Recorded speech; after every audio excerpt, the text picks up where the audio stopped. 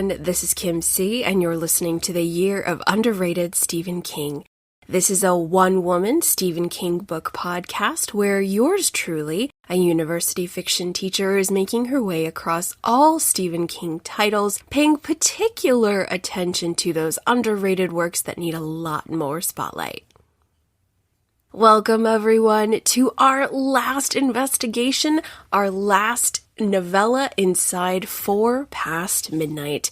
It is indeed 4 Past Midnight with today's episode of The Sundog. Oh man, this was fun, folks. This was absolutely a thrill ride, and I really was pleased that King decided to close this novella collection with such a rich narrative. So lots of great stuff to explore today. We, of course, are going to maintain our traditional format, exploring this 150-page novella. Thus far on the programming, we have taken a long look at The Langoliers, the first novella within 4 Past Midnight. We then jumped over to Secret Window, Secret Garden, and then our latest episode was 3 Past Midnight's The Library Policeman. Oh, still recovering from that one. Wow. So if you haven't yet explored those, I recommend jumping back and doing so now. If it's been a hot minute since you've read 4 Past Midnight, definitely give yourself a little bit of time to explore those novellas yet again. Once more, as always, I do my very, very best to not overtly ruin anything with spoilers. However, in my literary analysis, in the investigations, I sometimes, out of, the heat of the moment or just my overflowing emotional cauldron, will let a few things slip. I hate doing that. I'm sorry in advance. So please make sure you have a good idea what major plot points are before heading into these episodes.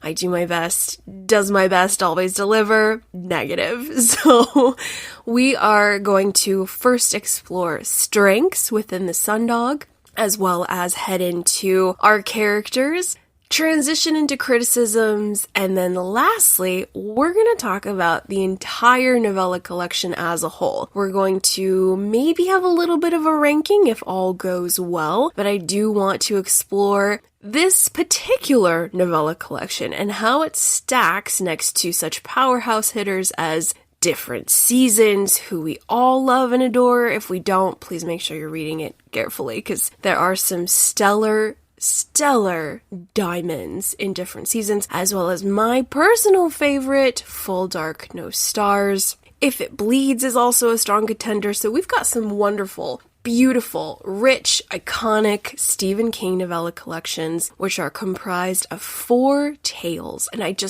I love them so much, guys. I just love these collections. They give me life. They inspire me. I'm just so moved.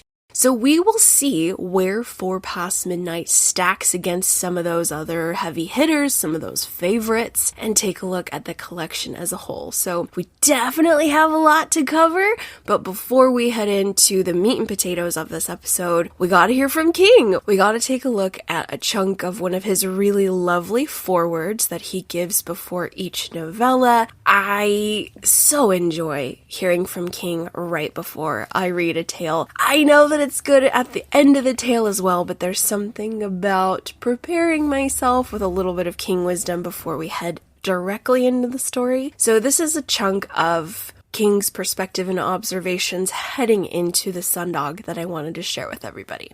This can be found on page 608 in the American hardcover. I am doing what I do for most serious reasons: love, money, and obsession. The tale of the irrational is the sanest way I know of expressing the world in which I live.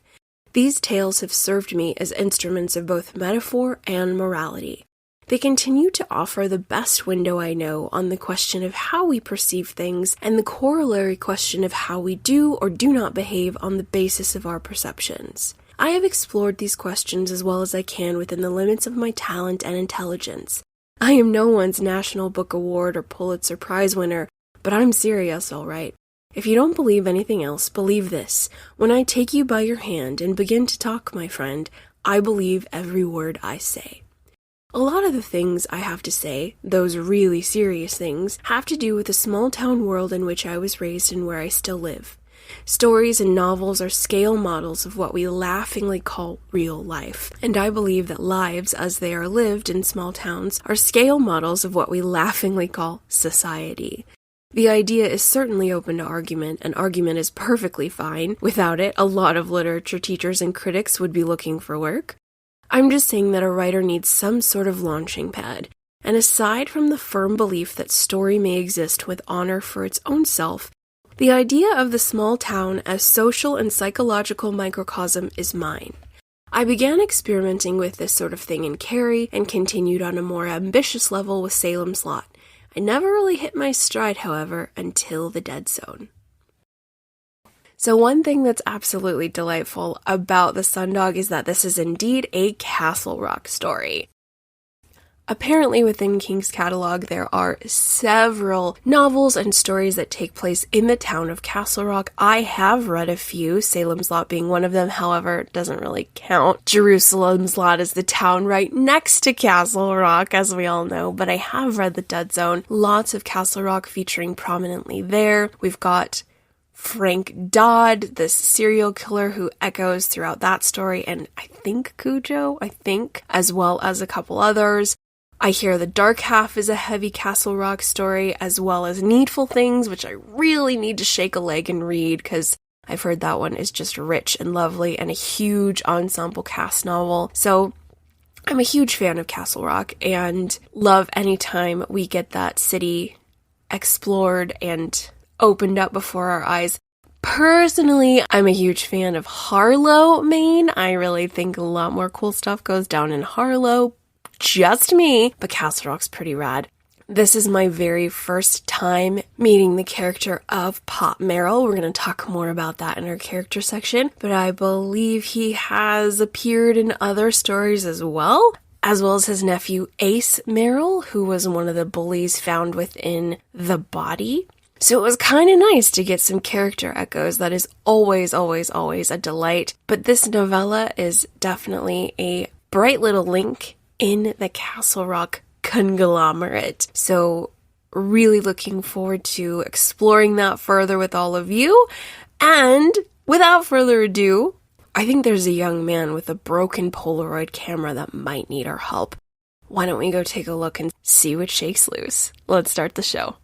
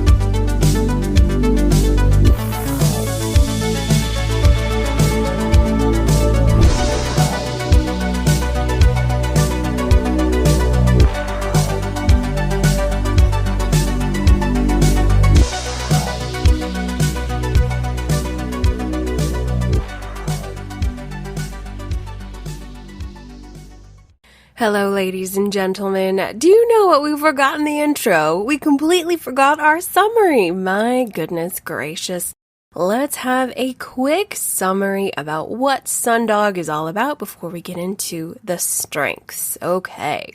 Kevin Delavan gets a Polaroid Sun 660 camera for his 15th birthday and discovers when he takes pictures, there's something rather peculiar in the right-hand corner, something very odd. It's worth taking the camera to the Emporium Galorium to see if shop owner Pop Merrill can fix it. Mr. Merrill is quite confounded by such an object, and after the attempted science experiments to figure it out fail, Merrill starts shopping it around to the highest bidder. Thinking the camera destroyed, young Kevin starts to have the most upsetting nightmares. A dog coming closer, baring its fangs, getting closer and closer to him until his teeth latched down.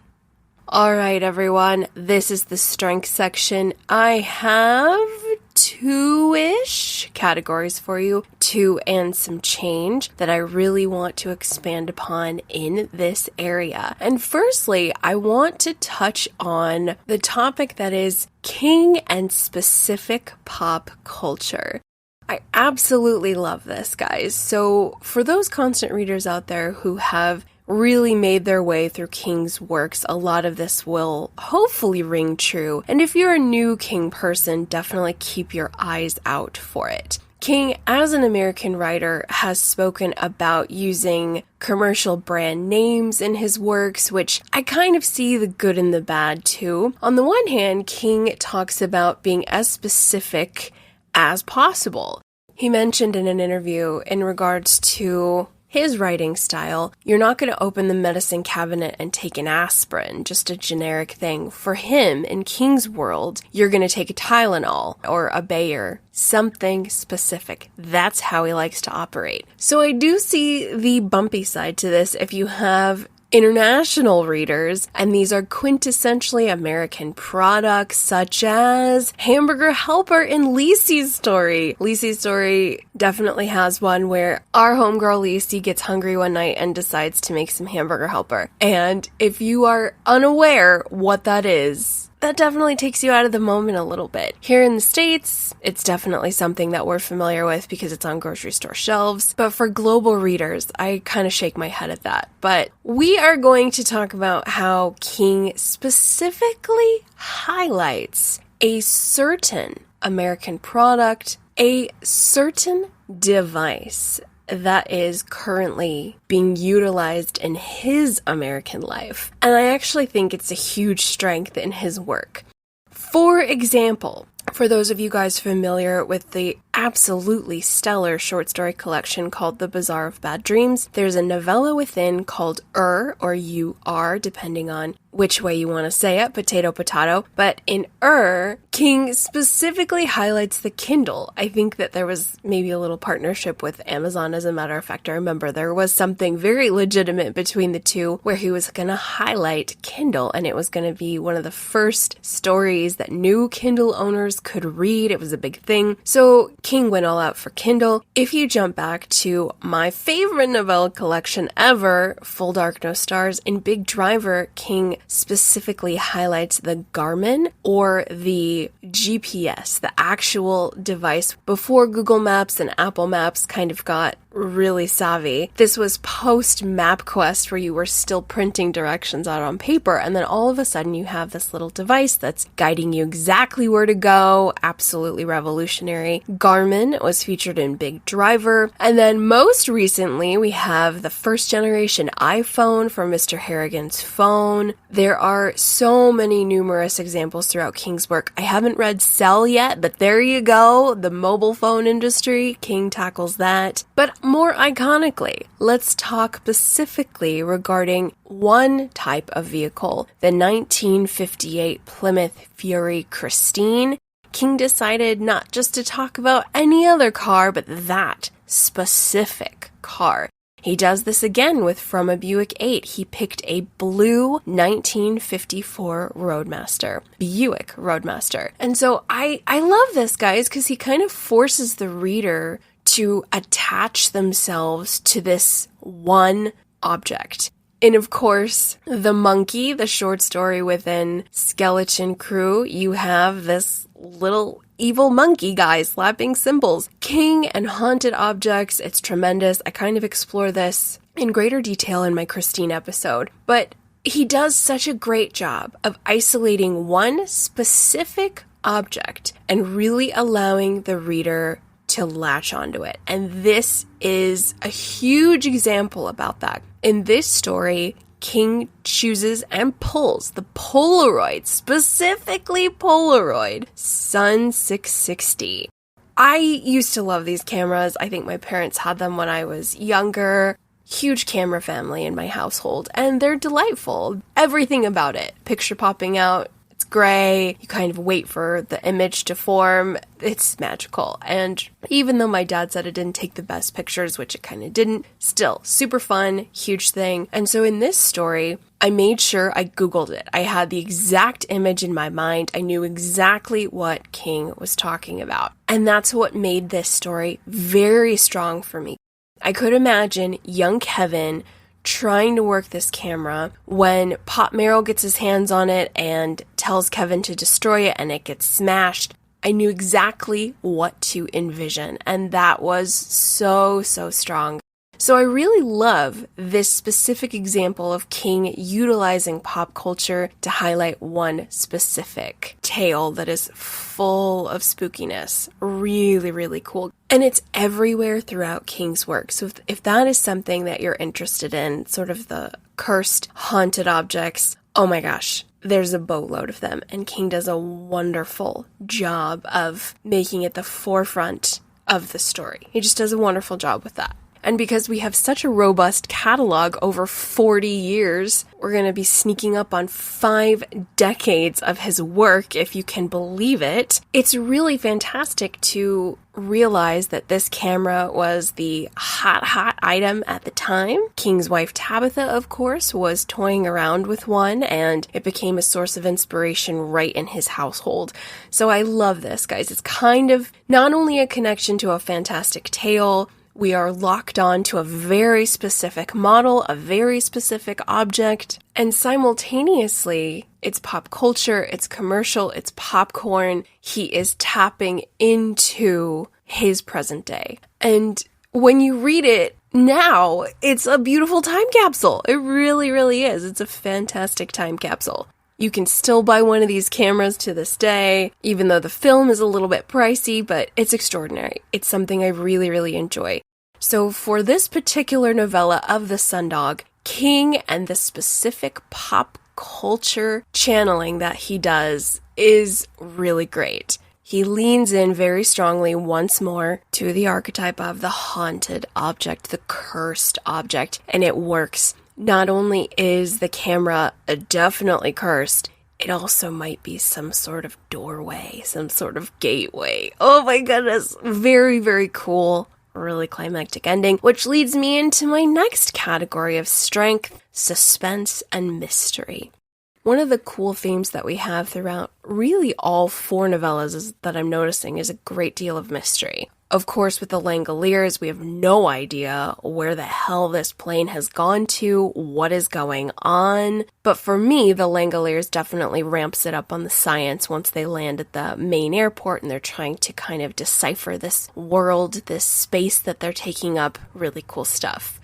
In Secret Window, Secret Garden, again, terrific suspense and mystery that echoes into the library policeman. And yet in Sundog, we definitely have it ramped up, but on a smaller scale. It really makes the most of the space it has, for sure. It is a Castle Rock story, so we're really going from Kevin's house to Emporium Glorium, and not much further than that. But in that space, he really ramps up the suspense, the mystery, what is going on with this camera. That's what dialed me in. I'm trying to figure out what is making this film look like that. What inside this camera? Who is doing this? Who is behind it? All the 5 W's. So that was immensely cool to witness. I think that King has some really tremendous use of weaving the mystery and utilizing suspense throughout. This one felt very freaky due to its presence of the paranormal and also kind of tapping into that. I can't officially declare if it is a Native American superstition or indigenous superstition, but it's been discussed in past circles that some indigenous groups were very concerned with having their picture taken because they believed snapping a portrait of one's likeness, taking one's likeness and putting it onto film, took something, specifically their soul. And I think King works with that a little bit here. Very subtle. He does not overtly say that's what he's doing, but there is something about the media that is photography and what it is to take a picture? What does it do by capturing the light around the subject? Is it capturing just light? Some people would say no, it's taking so much more. So that is kind of dangled in front of the reader a little bit. It really, really works so well. At first, when Kevin is clicking away and enjoying his new camera, he just doesn't understand what he's seeing. And then when he takes it to Pop Merrill's shop, he continues to take photos and it gets progressively worse, guys. And I love the slow burn that King is utilizing here. Because for a while, as the reader, we're not really sure if we should be intimidated or really how we should feel. We're just really curious. What's wrong with this camera? It's brand new.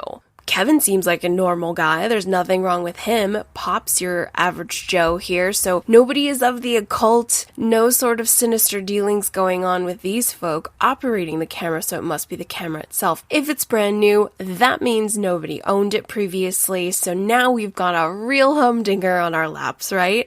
I love that, guys, and it's old school. It's really old school. Just allows the imagination to run wild. What is this thing on the film? In the film, on the film, what is it? Okay, a dog. Whose dog is it? Where does this dog belong? As I'm doing this episode, there's been immense chit-chat over here stateside about deepfake photos, probably internationally. This is a real concern, folks. I mean, deepfake is getting crazy. We're having film and television explore this phenomena in great detail. It's being dramatized, it's right in front of our faces at all times. So what photography is actually capable of is pretty amazing. And I think what would be awesome is we need like a Sundog sequel. Oh, wouldn't that be great, guys? We need a Sundog sequel where perhaps Kevin's all grown up and maybe he's working with AI and tech and he's a Photoshop master. Oh man, we definitely need to get somebody who's a fan fiction enthusiast. We need to get this going, guys. Let's have a baby writers group and let's do a Sundog fan fiction that has our boy Kevin tackling deepfake. It would be amazing. Oh my goodness, I'm getting carried away. But I think it's a tremendous strength, guys. When you really slow down and spend some time with this story, imagine yourself having that small little chunk of plastic in your hands, looking into the viewfinder, and there is this dog. And it's getting closer, and you can see its teeth, you can see its jowls, you can see it in various angles. Oh man, the richness in the narrative details is extraordinary. Simplistic, but powerful. I really, really loved that. And because there's not a lot of plot, not a ton of characters like we have in the other novellas, you're really forced to just spend some time and be present with the sparse details. Sparse, but vivid details. Vivid, vivid, vivid. Super duper cool. And I think that is kind of what I liked most about Sundog. This one is only 150 pages, 150 powerful, well-executed, well-plotted, well-paced pages. But to recap, King's use of specific pop culture is done so well yet again. I hope you check out some of the aforementioned titles if you haven't already. If you're a fan of the Sundog and haven't read those other King works that really feature his keen eye with certain tech devices, moments in pop culture, definitely check them out. Pretty incredible. And then lastly, we've got some tremendous suspense and mystery. Really awesome. Really well done. Old school storytelling, great pacing, simple but powerful. I encourage you to check it out. And it's especially powerful as the last novella in this collection. More on that later. All right, let's now jump to our character section. Grab your film and let's head on to Emporium Galorium. I'll see you there.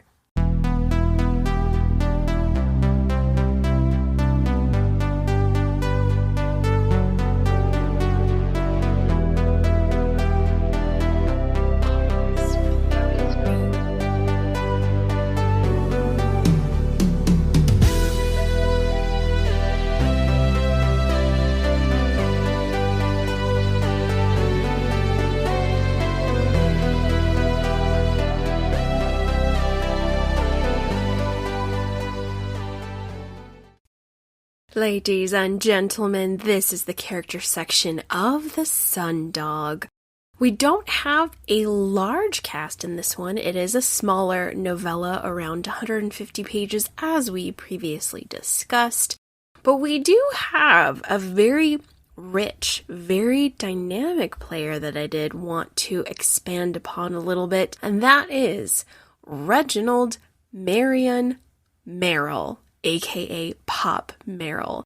So he's probably the character in all caps that I want to talk the most about.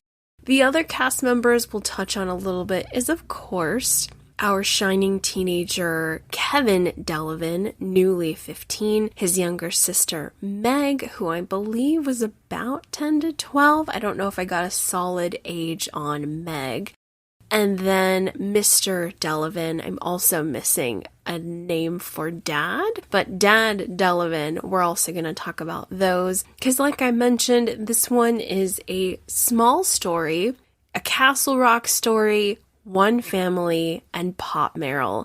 But I have never read anything with Pop Merrill previously. My exposure to Pop Merrill has thus far been the Castle Rock miniseries on Hulu, and I believe other constant reader friends of mine say that he features prominently in, is it Needful Things? It might be. Or maybe that was Alan Pangborn. Oh my goodness, so many King characters to juggle, especially some of the recurring, repeating ones. But Pop Merrill, I do believe, shows up in more than one King iteration.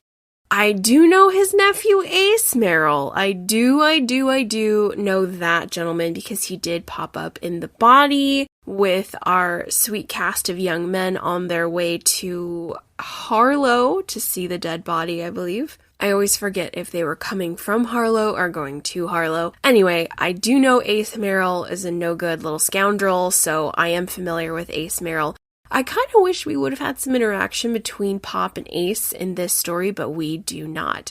Here's what I love about Mr. Pop Merrill. So for those of you constant readers that know a significant amount, do forgive me, I'm just discovering him for the very first time with this story.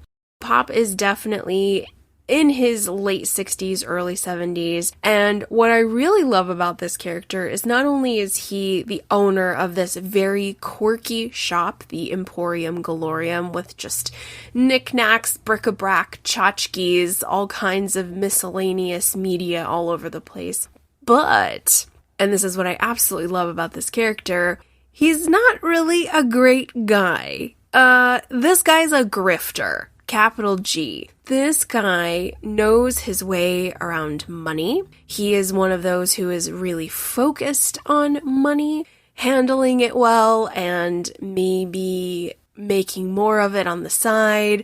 He has that grifter mindset, and I love that because some of my favorite Stephen King stories, coincidentally, all kind of have a grifter element to them. Joyland being one of them with the carny culture, as well as Revival, in which the fifth business of Charles, I always forget his name. I don't know if it's Charles Daniels, it's not Charles Manson. Anyway, the main villain within Revival, he takes on a kind of grifter persona. Lots of carny elements, parlor tricks, pulling a fast one on the rubes. I want to believe that maybe Pop Merrill was a blueprint for these future stories where King really explores that carny element within his novels. He also does this a lot of it inside of Dr. Sleep within the True Knot. They are a caravan culture, very much wandering gypsies, and they are all about stealing from suckers, quite literally stealing life force from suckers. So very, very, very, very interesting. Pop Merrill, blueprint for this sort of grifter motif we see within the later King's works, and it's so fun. It's so fun. What's interesting about Pop Merrill is he does give forth that grandfather, oh, come take a look in my shop, a very sweet old man kind of vibe. But one of the most brilliant parts of the Sundog is this wonderful monologue that Mr. Delavan, Kevin's dad, has, trying to explain to him, listen to me, son, do not trust Pop Merrill. He is not a good guy. I'm going to tell you the super big pickle I got caught up in. And there's this wonderful story that Mr. Delavan tells Kevin about the time he made a really stupid bet, a sports bet, of course. Very irresponsible. It was $400. And in the late 80s, that was a significant amount. But what was even more sucky is, of course, he owed Pop Merrill, who charged him crazy high interest. It was something like $20 to $30 a day in interest. Oh my God, horrible. Mr. Delavan worked himself to death for weeks upon weeks. He just barely slept. He was picking up double shifts. He had to keep this huge secret from his wife. Every penny he made went to Pop Merrill, and it was just the worst 2 months of his life. He hated everything. He barely survived it, and Pop Merrill absolutely exploited this. He didn't cut him any breaks. He didn't care about his suffering. He just made sure that the debt was paid in full or else. Yeah, Pop Merrill, once the reader learns this about him, before we even get to Emporium Galorium, I'm seeing him in a much more negative light. And of course, the story definitely unfolds to reveal that Pop Merrill ain't a good guy. He ain't a good guy, as most grifters are not, because they're selfish. They will do anything for a buck, but not only a buck, a quick one. And that's Pop Merrill, guys. And I love it. I love it. It's a rich character. King really breaks him down a good amount and shows his grifter side, which is really enjoyable, but yet we don't have too much negativity to make Pop a irredeemable villain. He's got flavor. He's got flavor and complexity, and that's what we want in a good fictional character. That's the message I'm consistently preaching to my students. If you're going to make a villain, okay, you can make an irredeemable villain. That is absolutely all right. You can make him as filthy and nasty and horrible as you want. However, just know your reader's going to hate him or her, and that's all you're going to have. And if that's necessary to your tale, cool. But if you want to shake it up a little bit, let's give that villain a little bit of kindness, a little bit of a backstory, to the point where your reader might empathize with him or her. I don't know if we get enough content on Merrill to empathize with him. I don't know if there's too much backstory. I was actually really hungry for that, such as his younger years before he became a ruthless loan shark grifter guy.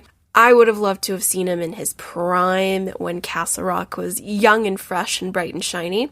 Perhaps we'll see that in King iterations, but in this tale, before we even get to the shop, because of course Kevin's camera's busted and acting really weird, and this dog's appearing on the film and all this creepy stuff, before the reader even gets there, Pop Merrill puts a bad taste in our mouth. We understand he's not kind. He is not a generous person. He might argue that. Oh, of course he's very generous, but all that generosity is at a price.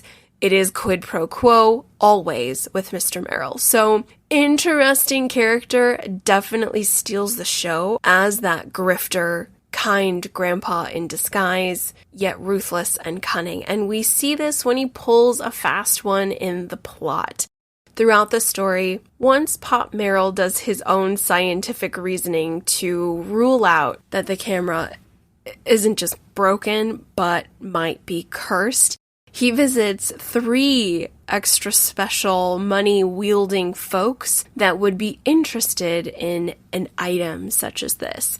They turn him down flat, of course, but he steals the camera from Kevin and does a bait and switch and makes Kevin smash a perfectly good Sun 660 that wasn't his actual camera. So Kevin thinks the camera's destroyed. Meanwhile, Pop takes it to the highest bidder to see how much cash he can get for it. Slimy grifter Pop Merrill, and of course, it blows up in his face.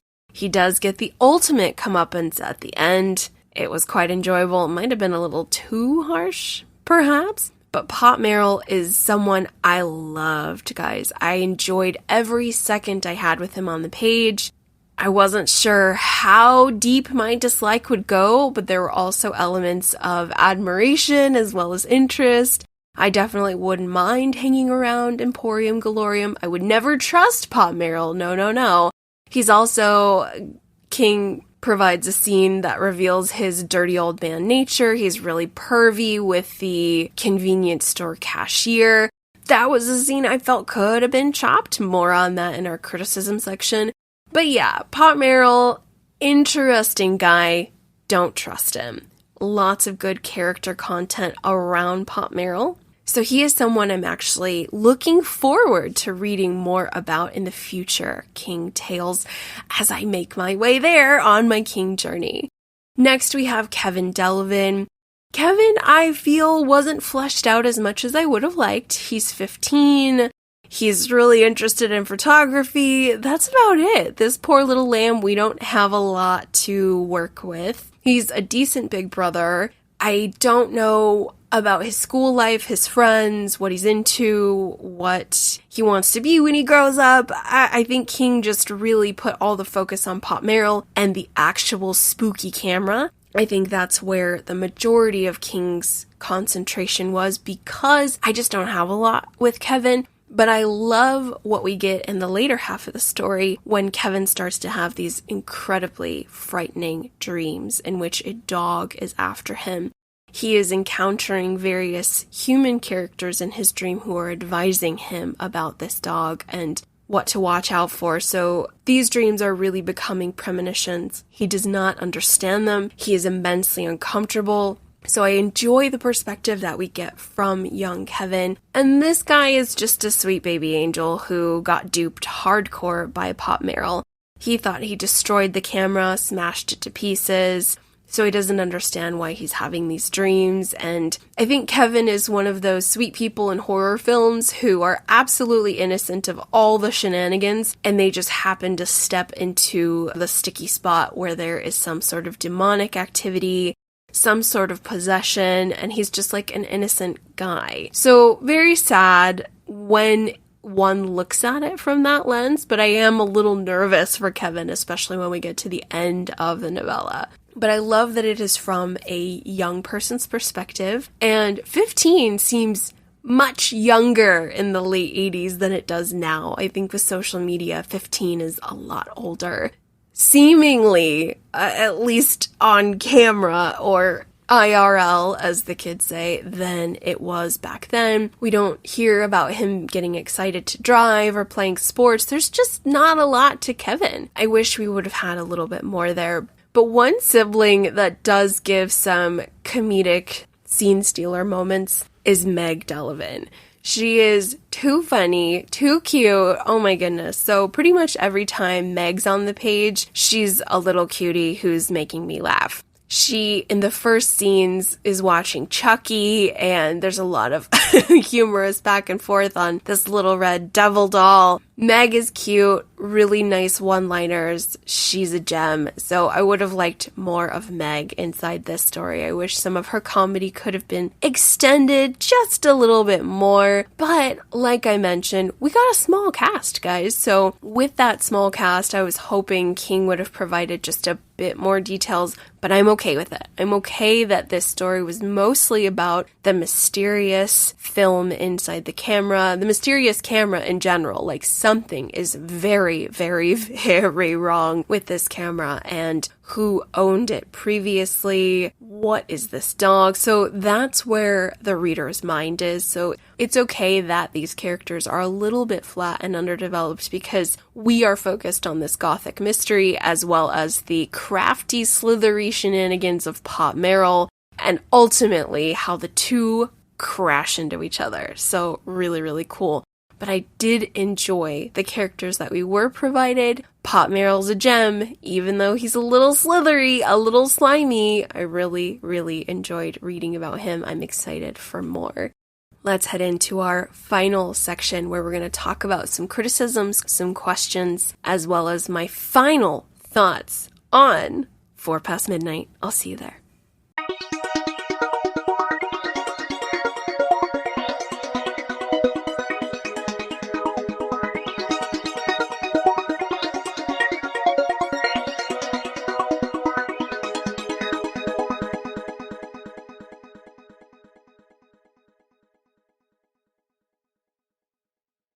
Hello, friends. In the spirit of forgetting everything, I think this is one of those episodes where everything is just backwards and in shambles, and who knows exactly why, but we're just gonna go with it.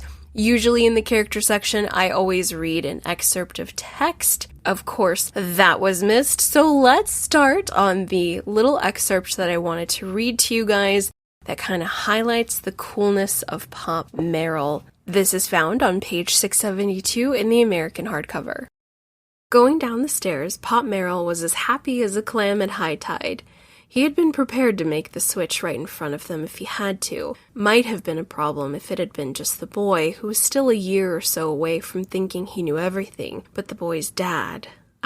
Fooling that fine fellow would have been like stealing a bottle from a baby. Had he told the boy about the jam he'd gotten into that time? From the way the boy looked at him, a new, cautious way, Pop thought Delavan probably had. And what else had the father told the son? Well, let's see. Does he let you call him Pop? That means he's planning to pull a fast one on you. That was for starters. He's a low-down snake in the grass, son. That was for seconds. And of course, there was the prize of them all. Let me do the talking, boy. I know him better than you do. You just let me handle everything. Men like Delavan were to Pop Merrill what a nice platter of fried chicken was to some folks. Tender, tasty, juicy, and all but falling off the bone. Once Delavan had been little more than a kid himself, and he would never fully understand that it wasn't Pop who had stuck his tit in the ringer, but he himself. That man could have gone to his wife, and she would have tapped that old biddy aunt of hers whose tight little ass was lined with $100 bills, and Delavan would have spent some time in the doghouse. But she would have let him out in time. He not only hadn't seen it that way, he hadn't seen it at all, and now, for no reason but idiot time, which came and went without any help from anyone, he thought he knew all there was to know about Reginald, Mary, and Merrill, which was just the way Pop liked it. Why, he could have swapped one camera for the other right in front of the man, and Delavan never would have seen a goddamn thing. That was how sure he was he had old Pop figured out. But this was better. You never asked Lady Luck for a date. She had a way of standing men up just when they needed her the most, but if she showed up on her own, well, it was wise to drop whatever it was you were doing and take her out and wine and dine her just as lavishly as you could. That was one bitch you always put out if you treated her right. A little more crass than we usually do here on the show, but I loved that scene because we are directly hearing from Pop Merrill. We're getting all the grit and grime and grease of the grift. He is not a good guy. He's not completely irredeemable, but we're just getting a lot of the ick, and I like that character building. I like hearing from the yucky voice sometimes. Sometimes it's a bit much. When King is writing from the villain's perspective, sometimes it's horrific. For example, Brady Hartsfield, the main villain within the first Mr. Mercedes novel, Mr. Mercedes, and then the last one, End of Watch, he is despicable. And so when King writes from his perspective, I remember really hating that. But Pop is gross. He's not the best, but I do enjoy hearing what he has to say. For whatever reason, he's the lovable villain that I've kind of taken a liking to, probably because I'm just interested in his backstory. How did you get so gross? How did you get so slithery and shifty? I really want to know when he started ripping people off, and if he kind of had that carny spirit put into him. I think that's what it is. I have a real shine and affinity for King's carny folk and those who are ready to pull a fast one on the rubes. That is my favorite. But now let us head into the criticism section. I don't have too many, folks. This was a smaller novella. I think it was the smallest. I might be incorrect on that, but it was definitely not as robust as the other stories we've explored in the collection thus far.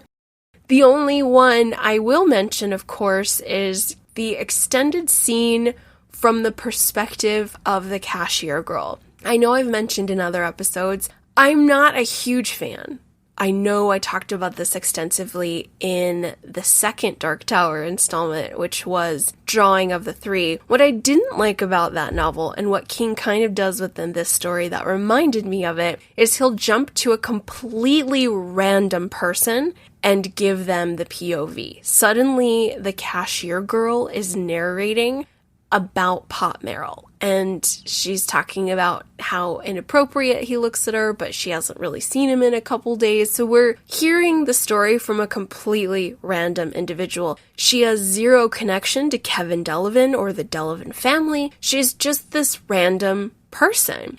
And in Drawing of the Three, King does that constantly. We're in New York City, and he's just bouncing around into the POVs of every single person. There's the flight attendant, there's the guy who works at the convenience store, there's the taxi car driver, and I'm like, King, I don't care. I don't care. I don't want to see the world from these people's eyes. Yes, it's kind of cool because you're really just doing a lot of narrative play, and you're putting the reader inside this space that's completely foreign and random, and we're trying to connect the story from their eyes. So yes, I mean, academically, I see the skill level, but I was so invested in the quartet. Take me back to their POV, please. I want to see the world from Roland's eyes, Eddie's, Susanna. That's who I care about. I don't care about these other people. That's just my personal thing, guys. I know a lot of people love it. A lot of people have zero problem with random POVs from throw-in characters. I have a big problem with it. It's just something that pulls me out of the story, because if I have not heard of you earlier in the narrative, if I'm not holding and spinning the plate of you and your name in my mind, I don't want to know.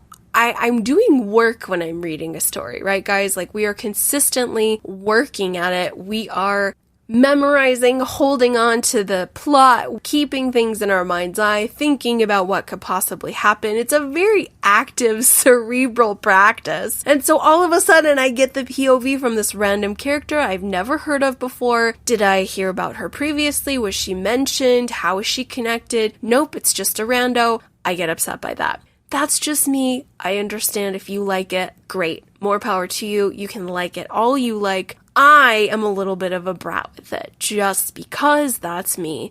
So there's that scene toward the end when suddenly the camera has taken on some strength. It's got a little bit of heft in terms of its sinister dealings, that this cashier girl has a very extended monologue talking about Pop Merrill, how she hasn't seen him, he might be missing. But if he was, it's probably good riddance anyway because he's an old dirty man. I don't care. I don't care. Let's scrap that. Let's get back to the camera. Let's get back to the Emporium Galorium. I want to know what's going on with Kevin. Chop, chop, chop. These flabby bits. Let's make it tighter. So that is really the only criticism. And of course, if I'm going to get in the weeds a little bit, on the podcast, I consistently talk about how King is not a world builder. He's just not. He is a writer who discovers the story as he's writing it. So this would have been awesome if we would have had a little bit of world building in terms of Kevin's dreams, what exactly the dog represents. Is it just a hellhound? Was the dog, I don't know, let's really nerd out, guys. Was the guy owned by Frank Dodd, who's the serial killer inside the Dead Zone? Was he owned by some other sinister character? And what is the significance of the camera? King could have really brought some lore to the table, but he doesn't. He does not do that. We have a really climactic final scene, guys, where it's quite explosive, as in there are literal explosions and crazy portals and dimensions opening up and a lot of lore with this sort of like reverse Medusa effect using a different camera. It was very cool. I really enjoyed the final moments of this story, but I was hungry for a little more lore. I know at the beginning of the episode we talk about that Native American proverb about losing one's soul and it getting captured inside a camera. That's such a cool concept. It's such a cool premise. And if King was toying with that idea, I was hoping that could be fleshed out a little more lore, but King will always leave you disappointed in that area. Sometimes not, though. I was really pleased with the 2021 title, Hard Case Crime of Later. There was a lot more lore in there than I thought. I loved the hell out of that. That was so pleasing. And of course, The Dark Tower is a fantastic example of King putting lore in place. Really works quite well. But here, left wanting a little bit more. But the Sundog is a perfect, spooky, gothic little tale and a great character introduction for Pop Merrill. So lots of strengths here. And I think we can safely head into our final thoughts for 4 Past Midnight. Oh man, I know this has taken quite a while to get finished up, guys. This is this has been a significant amount of time, but life and circumstances have caused a couple delays, so hopefully as we head into summer we can make up some lost time. But we have examined The Langoliers, Secret Window, Secret Garden, The Library Policeman, and finally The Sundog. And wow, guys, so I don't really know how they're all connected. This one is so strange to me in comparison to If It Bleeds, Full Dark No Stars, different seasons. I think the themes throughout those novella collections are a little more cohesive. And I know that King reminds us that this is about time. It does work a little bit, but it's just, it's definitely not as prominent. I think we gotta hunt it down a little bit in each of these stories. But when I look back at the collection as a whole, sadly, ladies and gentlemen, I don't think this collection had the power to knock off those previous novella collections off of my favorites list. Full Dark No Stars is still extraordinary in all caps and has the #1 spot. I think different seasons would take the silver, and then If It Bleeds, definitely the bronze. 4 Past Midnight is definitely an honorable mention in the 4th place spot. I think it's because the cohesion between the 4 stories isn't as prominent, but also I do feel I had more problems inside these novellas than I did any of the others. Let's have a great big recap, taking a look at all that we've examined. Succinctly, of course. We won't spend too much time on this because we have all of the episodes now. But with The Langoliers, the premise is incredible, guys, right? Like, this is just sci-fi glory to the 10th power. A ton of fun. However, does it fall flat when we reach the end? I think so. I think that the payoff wasn't as robust as I would have liked, based on the epic interstellar, interdimensional journey those passengers went on. Secret Window, Secret Garden, super dark, super spooky, lots of cool noir featured there. The Library Policeman, yikes, crazy intense and disturbing in all caps, guys. Like, I really don't think we even needed to get that disturbing. I talk about in that episode with such a hefty crime against a child, and I don't know. I had some problems with that. And then The Sundog, of course, is just an awesome King spook out, where it's short and sweet and powerful, memorable, unsettling, and I do believe The Sundog is my favorite, guys. If we were to do a ranking, The Sundog will take the top spot, and I think that is because I enjoyed it. There wasn't too many paths I got lost on. I got confused. I had to double back. I wasn't overthinking it as I was on some of the other tales. The second spot, and this was very difficult, the second spot will most likely go to Secret Window, Secret Garden, because I just love the gothic noir that's featured there. I love the unreliable narrator we have. It was so good. I really, really enjoyed that one. The third, this is so challenging. Oh, God. I think it's going to have to be, oh, man. I thought I knew. I thought going into this portion of the episode that I felt really good, and now, right as we're recording, I'm second-guessing myself. let's just say, tentatively, I think the Langoliers should be in the third spot, with the library policeman last. And this is hard, because I really did enjoy the library policeman, ended up reading it twice, probably shouldn't have, because I really spiraled with that one. I don't know if everything that King was exploring in that was landing correctly. I think there were some problematic areas that weren't working, but some of the strength of that narrative was, wow, incredibly strong. And it made me think of The Outsider. It made me think of a lot of these more advanced King novels where we have this faceless, nameless entity that feeds off of human emotion, specifically fear. We have that a lot with Pennywise and The Outsider, who feeds on grief. Lots of great stuff that is kind of like a giant foreshadowing of what's to come. Really awesome. But, oh man, I think just the unsettling nature of it. We have a very graphic child rape scene. It's awful. Is it well written? Hell yes it is. Which is very difficult to do, but it's unforgettable, unsettling. But when we look at the story as a whole, I don't know if anyway, I'm getting too far in the weeds on that. You can jump back to part 3 and examine ad nauseum my thoughts about the library policeman. But yeah, it has to be last just because I had so many issues with it. Langoliers is so cool, and I really would like that one to be rewritten by King. I think that we need to chop some characters. And the ending, we need to fix that a little bit. It's too sunny, it's too rosy, and I don't know if it gels so well with the rest of the story that really got dark and unsettling and mysterious. Very sci-fi, very cool. I would love a 21st century reboot of the Langoliers. So yeah, that would be the breakdown, guys. Number 1 is the Sundog. It is just delightful. The perfect amount of gothic, mysterious, not a lot of characters. I wish there was a little bit more on the characters we had, but I still enjoy it. And Pop Merrill, I don't know what happened. I kind of like him. He's a gem. Number 1 is the Sundog. Number 2, Secret Window, Secret Garden. Another gothic delight.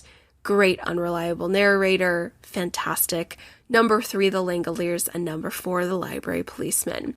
4 Past Midnight as a whole is definitely an honorable mention. It does not break the top 3. One of these days we will do a ranking episode of the novella collections because I want to separate short stories, novellas, novels. We got to just categorically keep them balanced. So one of these days we will thoroughly explore the collections that King has put forth. There are still so many collections I have to finish. I have to finish Night Shift. I have to finish Nightmares and Dreamscapes. There's just so much I gotta do. So we're gonna save that for a little bit later on. But overall, I'm happy that I took the time to dive into each one of these. Thank you all for being so patient as the life bus crashed into me and delayed a lot of these episodes, so please forgive me. We're gonna rally here and see if we can catch up, but that's about all I got. Let us officially wrap up our 4 Past Midnight coverage. All done. We will hopefully revisit these at a later time, and I'd love to know your rankings, guys. What are your thoughts on 4 Past Midnight? Which one is your number 1 out of the 4 and why? Or do you disagree? Should library policemen not be last? Let's talk about them. Now that we've finished them all, let's explore them a little more. I'm eager to hear your thoughts, hear your opinions. I can definitely be swayed. These episodes are always open to discuss these stories, and you can always reach out to me at UnderratedSK@gmail.com. Let's chat about them. I hope you enjoyed our coverage thus far. Please rate and review the show if you haven't yet. That would be amazing and so kind. And if there is a constant reader in your life, or you are brand new to the King community, welcome, welcome, welcome. And I hope that some of these episodes help break down the stories as you make your way through them. But regardless of wherever you are on your King journey, I would love to say hello. You can reach out on any of the socials. We are not on TikTok though. just cuz. But Insta, Twitter, we're still on there. We would love to hear from you and chat about what you think of the show, what you'd like featured on future episodes, and all the show related things. So once more, I appreciate all of your listenership. Thank you guys so very much. This one was a little on the clunky side. I promise our organization is definitely stronger on other episodes, but sometimes you just gotta go with it, right? Sometimes you just gotta let it flow. I hope wherever you are in the world, all is well. Coming up soon, I haven't decided yet, but I think we're going back to the Dark Tower with Roland and the Quartet. I am significantly deviating from canon, and I'm heading straight into The Wind Through the Keyhole, and sorry not sorry. If that's not the next tale, it's a toss-up between that or heading down the fantasy route with Eyes of the Dragon. My plan is to read Eyes of the Dragon and then right after take a look at 2022's Fairy Tale. I've been dying to read it. I'm so excited. I've got those two options, one on the left, one on the right. I am mulling them over. It's either going to be Wind Through the Keyhole or it's going to be Eyes of the Dragon and Fairy Tale. I'll put out a Twitter poll if I can't make up my mind. But until then, thank you all so very much. Take care, and I'll talk to you soon.